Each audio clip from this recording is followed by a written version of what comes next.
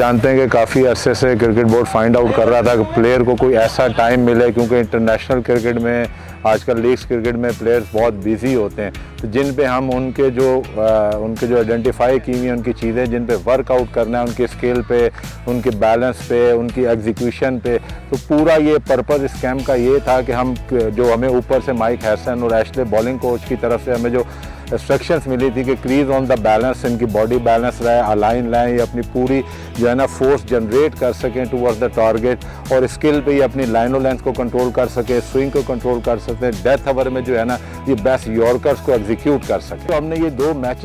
Match scenario किए, तो हमने देखा है कि जी वो जो काम है उसको ये कितना एग्जीक्यूट कर सक रहे हैं, और उसके साथ इन द एंड जब ये आज ये यहाँ घर से जाएंगे, इनको अपना पूरा एक प्लान दिया जाएगा कि इन फ्यूचर आपने इन चीज़ों को आगे कंटिन्यू लेके किस तरह जाना है जो इनके फ्यूचर में इनकी बॉलिंग को, इनकी फिटनेस को, इनके माइंडसेट को हेल्प करे।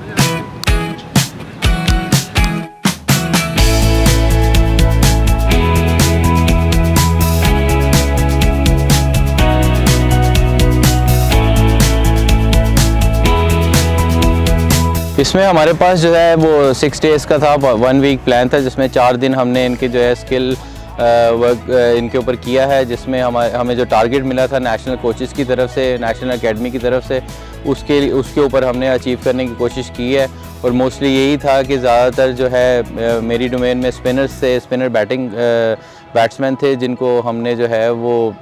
इसके लिए तैयार करना था अकॉर्डिंग टू द सिचुएशन जहाँ पे हम खेलने जा रहे हैं, लाइक बांग्लादेश और वेस्ट इंडीज़। उसकी प्रिपरेशन हो रही है, जिसमें T20 फॉर्मेट भी है और वनडे का फॉर्मेट भी है। और माशाल्लाह ये था कि बड़े अच्छी एग्जीक्यूशन हुई है, जो रिक्वायरमेंट थी, जो बेंच मार्क था, हमने टोटली उसके ऊपर काम किया है। और उसके बाद हमने 4 दिन के बाद 2 सिनेरियो मैच खेले हैं, जिसमें एक T20 और वनडे था। सो दोनों के बेंचमार्क जो थे उसको जो है उसके ऊपर प्रैक्टिस की है, उसके ऊपर प्रिपरेशन करवाई है।